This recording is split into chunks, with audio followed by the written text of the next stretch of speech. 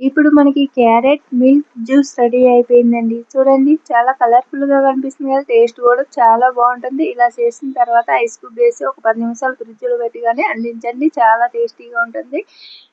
మరి ఇది ఇంట్లోనే సహజ సిద్ధమైన పద్ధతిలో తయారు చేసుకోవచ్చు చాలా ఈజీగా.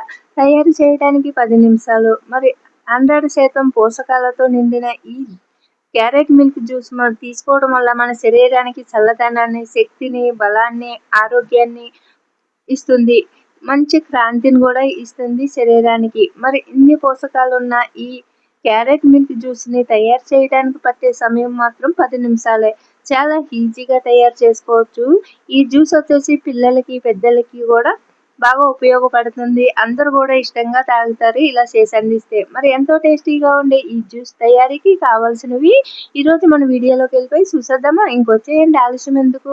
ముందుగా ఇలా ఒక క్యారెట్‌ని తీసుకోవాలి. ఒక 10 జీడిపప్పులను వాటర్‌లో ఏసి ఒక అరగంట ముందు నానబెట్టుకోవాలి. 1 లీటర్ పాలను మరిగించి తీసుకోవాలి. ఇక్కడ చూడండి నేను మరిగించిన పాలని ఇలాగా గ్లాస్‌లో పోసుకున్నాను కదండీ! అలాగే ఇక్కడొచ్చేసి తేనెని గూడా తీసుకున్నానండి దీంట్లోకి. మీకు దగ్గర తేనె లేకపోతే పంచదారను గూడా ఏసుకోవచ్చు. అంటే చక్కెరనండి. చక్కెరను గూడా ఏసుకోవచ్చు. ఇక్కడ తేనండి. ఇప్పుడు తేనెని పక్కన పెట్టేసి ఇవన్నీ తయారు చేసే విధానాన్ని మీకైతే చూపించేస్తాను. చాలా ఈజీగా తయారు చేసుకోవచ్చండి. ముందుగా మనము పాలనైతే హాఫ్ లీటర్ పాలని స్టవ్ పై పెట్టుకుందాము. వాటర్ లేకుండా పెట్టుకోవాలండి. స్టవ్ ఆన్ చేసుకొని పాలని ఇలాగా మరిగించుకోవాలి. సగం అయ్యేటంత వరకు అంటే బాగా మరిగించుకోవాలి పాలని. ఇప్పుడు పాలు మరుగుతున్నప్పుడే మనము ఇప్పుడు ఇక్కడ క్యారెట్ చూపిస్తున్నాను కదండీ! క్యారెట్ పైనున్న తొక్కని ఇలా తీసేసుకోవాలి. ఇలా తీసేసుకొని అక్కడ సైడ్‌కు, ఇక్కడ సైడ్ కూడా ఇలా కట్ చేసేసుకోవాలి. వేస్ట్ అంతా కట్ చేసేసుకొని చిన్న ముక్కల కింద కట్ చేసుకోండి. లేదు తురుముకుంటా అంటే కూడా తురుముకోండి. ఇది అందంగా ఏం కట్ చేయవలసిన అవసరం లేదండి. ఎందుకంటే మనము మిక్సీ పట్టేస్తాం కాబట్టి మనము ఎలా కట్ చేసుకున్నా ఓకే. ఇంకా మీకు వీలైనంత చిన్నగా కట్ చేసుకోండి.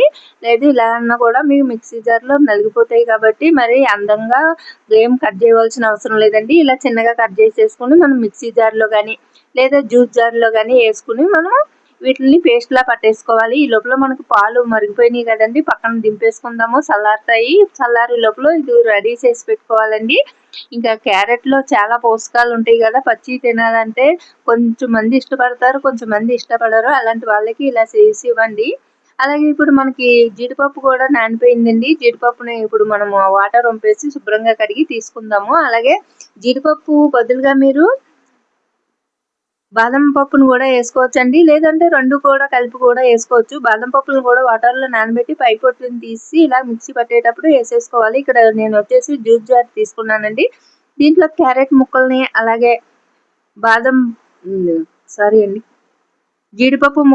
ఈ జీడిపప్పులని కూడా ఏసేసి మిక్సీ పట్టేసుకుందామండి మెత్తగాని. ముందైతేని వాటర్ ఏమి ఏయకంటేనే దీనికి మూత పెట్టేసి మిక్సీ కొద్దిగా నలిగేటంత వరకు పట్టుకుందామండి. ఒక 2 తిప్పులు తిప్పిన తర్వాత మళ్ళీ కొద్దిగా పాలనేసుకుందాము.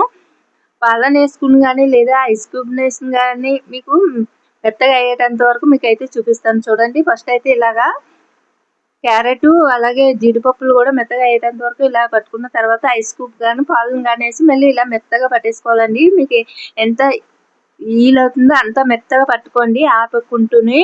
మిక్సీ అనేది ఆపుకుంటూ మధ్య మధ్యలోనే ఇలా పట్టడం వల్ల మెత్తగా వడకట్టవలసిన అవసరం లేదండి.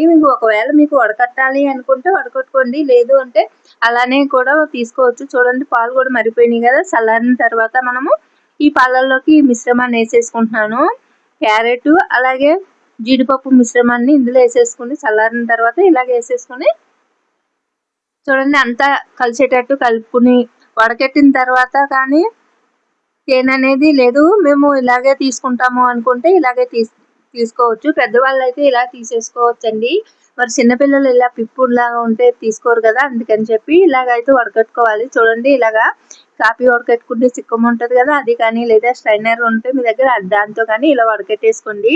ఇలా వడకట్టుకున్న ఈ పిప్ అయితే ఇంకా పని చేయదండి. మరి ఇంకా మనం జీడిపప్పులేసాము పాడేయకూడదు అనుకుంటే పెద్దవాళ్ళకైతే మరి అలాగే తీసేసుకోండి డైరెక్ట్‌గానే.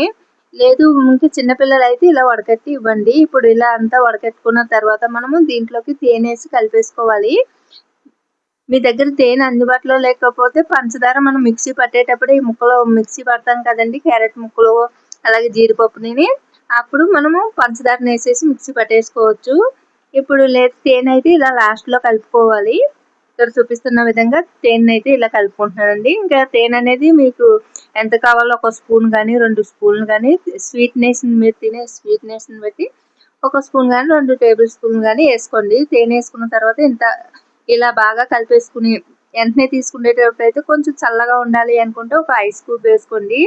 లేదంటే ఒక 10 నిమిషాలు ఫ్రిడ్జ్లో పెట్టి అందించండి. అంతేనండి, ఎంతో టేస్టీగా ఉండే మిల్క్ క్యారెట్ జ్యూస్ రెడీ అయిపోయింది. చాలా ఈజీగా 10 మినిట్స్లో రెడీ చేసుకోవచ్చండి. ఇంట్లోనే ఆరోగ్యకరమైన ఈ జ్యూస్ని మరి చాలా ఈజీగా తయారు చేసుకునే విధానాన్ని మీరు చూసారు కదండి. నచ్చితే లైక్ చేసి షేర్ చేసి మన ఛానల్ సబ్స్క్రైబ్ చేసుకోండి.